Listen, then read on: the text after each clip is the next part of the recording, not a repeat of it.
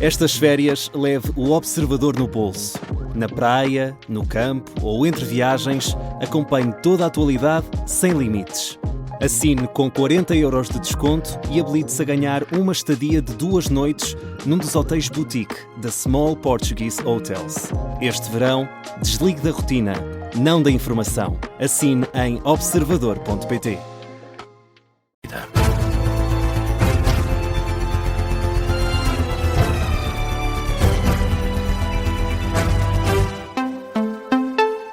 Jornal do Meio-Dia na Rádio Observador tem edição do Miguel Videira. Miguel, está a começar a esta hora o sorteio do play-off de acesso à fase de grupos da Liga Europa. Daqui a instantes o Benfica vai ficar a saber com quem vai ter de jogar caso consiga ultrapassar o Hearts da Escócia na terceira pré-eliminatória da competição. São 7 os possíveis adversários do Benfica.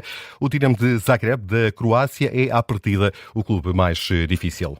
E a esta hora a Liga Europa, à 1 da tarde, é a vez do sorteio do play-off da Liga Conferência. Prova em que participa o Sporting Clube de Braga. Os bracarenses ainda vão defrontar o Dinamo de Minsk da Bielorrússia na terceira pré-eliminatória. No play-off podem vir encontrar o Getafe de Espanha. Teoricamente é o adversário mais complicado. Mudamos de tema neste Jornal do Meio-Dia. Dos quase 60 mil migrantes que entraram em Ceuta na semana passada, permanecem no território perto de 5 mil. Entre 13 e 5 mil é este o número avançado pelo Presidente da Cidade Autónoma de Ceuta, Juan Vivas. Se ha visto violentada a integridade territorial da Espanha foi violada pela chegada de 80 mil pessoas. Esse número equivale praticamente a toda a população de Ceuta. Portanto, aquela angústia, aquele medo, aquela sensação de impotência e pavor vividos pelos cidadãos de Ceuta permanecem gravados no nosso estado de espírito coletivo. Além disso, ainda há entre 3 mil e 5 mil pessoas aqui que não foram embora. Ana Rosa, aqui quedam todavía entre 3 e 5 mil pessoas que não han salido. Número avançado em entrevista ao canal televisivo Tele5 por Juan Vivas, que fez ainda críticas à atuação do Governo Central liderado por Pedro Sánchez. Que hay que tener en cuenta que en los días previos a la avalancha. É importante ressaltar que nos dias que antecederam a onda de chegadas já havia sinais indicando a necessidade de adotar medidas e de uma ação necessária. Comunicámos isso repetidamente. Foi por isso que disse ao Primeiro-Ministro na última sexta-feira, quando ele visitou Ceuta, que a reação do Estado me parecia tardia e insuficiente. Manifestamente tardia e manifestamente insuficiente. E foi insuficiente, manifestamente tardia e manifestamente insuficiente. A acusação feita pelo Presidente da Cidade Autónoma de Ceuta.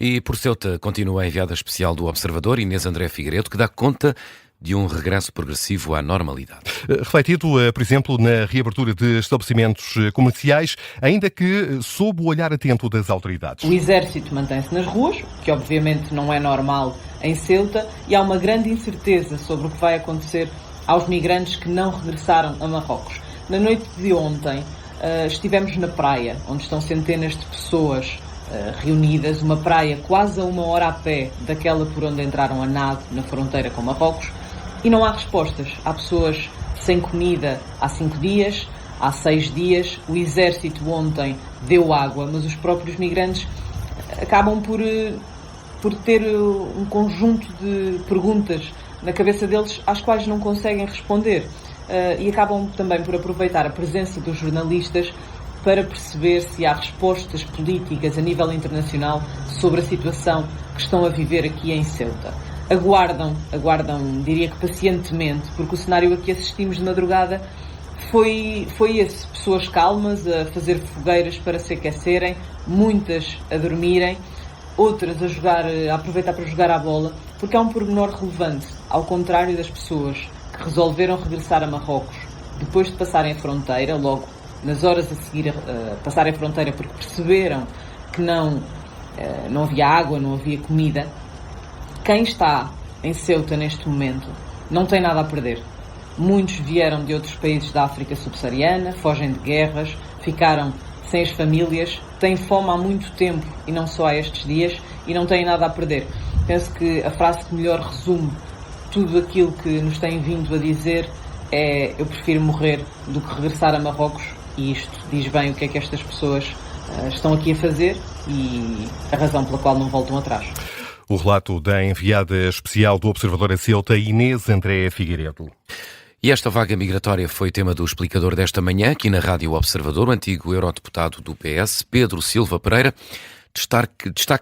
descarta, aliás, responsabilidades do governo de Pedro Sánchez. Sugere, por exemplo, Pedro Silva Pereira que o processo de legalização extraordinária de migrantes, lançado em abril pelo governo socialista Pedro Sánchez, não está na origem deste episódio. Os movimentos de legalização extraordinária de imigrantes, quando são cíclicos, produzem sempre um efeito de chamada, na medida em que criam a expectativa de que mais tarde ou mais cedo a regularização vai acontecer.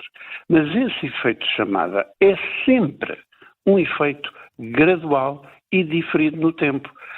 Está muito longe de poder explicar um movimento súbito de dezenas de milhares de pessoas no mesmo dia a entrarem num único ponto que é o ponto de Ceuta. Muito bem. A legalização extraordinária não teve nada a ver com isto. É isso que entende Pedro Silva Pereira, também convidado a explicador.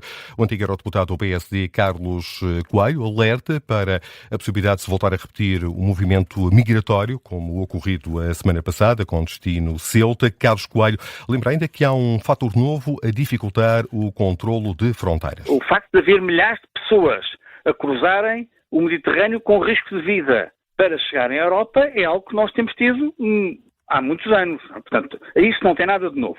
O que tem de novo foi as redes sociais criaram uma narrativa e essa narrativa gerou um comportamento coletivo. Repare, isso tem acontecido também na Europa e na América, quando narrativas falsas badaladas pelas redes sociais, criam comportamentos coletivos. Eu correria o risco de dizer que isto que vimos agora em Marrocos pode-se repetir no mesmo local ou noutras latitudes. É o alerta feito por Carlos Coelho, que com Pedro Silva Pereira foram convidados do explicador desta manhã da Rádio Observador. E o Ministério dos Negócios Estrangeiros do Irão diz que não há negociações com os Estados Unidos. Foi isso que disse Email Bagaei durante uma conferência de imprensa esta manhã. A declaração surge depois de Trump ter dito ontem à noite que as negociações com o Irão iam recomeçar hoje. Ora, o porta-voz da diplomacia do regime de Teherão afirma que não há qualquer plano para receber uma delegação norte-americana ou enviar uma delegação iraniana. Diz que o Irão está focado nas negociações com Oman sobre a navegabilidade no Estreito de Hormuz. O objetivo das conversas é estabelecer uma rota que respeite a soberania iraniana e a soberania de Oman, bem como os interesses nacionais e a segurança dos dois países. E Miguel, o uso precoce das redes sociais pode estar associado a piores resultados escolares. É a conclusão de um estudo publicado na revista Nature Human Behavior. Os investigadores acompanharam mais de 5 mil alunos de quase 30 escolas do norte de Itália durante cerca de um ano, entre 2003 e 2024. As conclusões deste estudo são aqui trazidas pelo jornalista Hugo Fortunato de Oliveira. Os investigadores compararam a idade em que os jovens criaram a primeira conta nas redes sociais com os resultados em italiano, inglês e matemática. Os alunos que começaram a usar as redes sociais entre os 11 e os 12 anos tiveram 2 anos depois piores classificações em italiano e matemática. Os efeitos precoces da exposição às redes sociais mantiveram-se nos anos seguintes. No 10º ano, os jovens que começaram a utilizar as redes sociais mais cedo continuavam a apresentar piores resultados em italiano, com uma diferença de 0,22 desvios padrão, enquanto o desfazamento em matemática aumentava para os 0,27 desvios padrão. Segundo os autores, esta diferença equivale sensivelmente a cerca de 6 meses de aprendizagem escolar. Já entre os alunos que abriram conta mais tarde nas redes sociais, no 7º ou no 8º ano, as diferenças foram menores, embora se continue a verificar resultados inferiores a italiano e matemática em relação aos colegas que aderiram às redes sociais a partir do 9º ano. As conclusões mudam quando se fala da disciplina de inglês. Os investigadores não encontraram evidência de um impacto tão significativo das redes sociais. Jornalista Hugo Fortunato Oliveira com as principais conclusões deste estudo sobre o impacto das redes sociais na aprendizagem. 9 minutos para lá do meio-dia. Miguel, que outras notícias vão marcando a atualidade a esta hora? 92,9% do produto interno bruto. A dívida pública subiu no segundo trimestre do ano, mais 1,9 pontos percentuais face aos primeiros 3 meses, são dados do Banco de Portugal. Outros números, outros dados, desta feita do Instituto Nacional de Estatística, indicam que o turismo contribuiu cerca de 12% para o PIB em 2025. Equivale a a um total de 36 milhões de euros, mais 0,3 pontos percentuais para o crescimento real da economia. Este é o contributo do turismo. O INE indica que, apesar deste contributo, está a diminuir o efeito do turismo, o impacto do turismo no crescimento da economia portuguesa. A UEFA considera avançar com uma ação judicial contra a FIFA por causa dos planos de Gianni Infantino, o presidente da FIFA. Numa carta, os advogados da UEFA informam a FIFA que estão a considerar avançar com medidas legais e alertam os 18 executivos do organismo máximo do futebol para não destruírem quaisquer provas relacionadas com o plano de privatização da organização do Mundial. Falam, por exemplo, em documentos ou mensagens. A Federação Inglesa de Futebol também vai enviar uma carta à FIFA anunciando a retirada do apoio à recandidatura de Gianni Infantino. Miguel Vidara e o Jornal do Meio-Dia.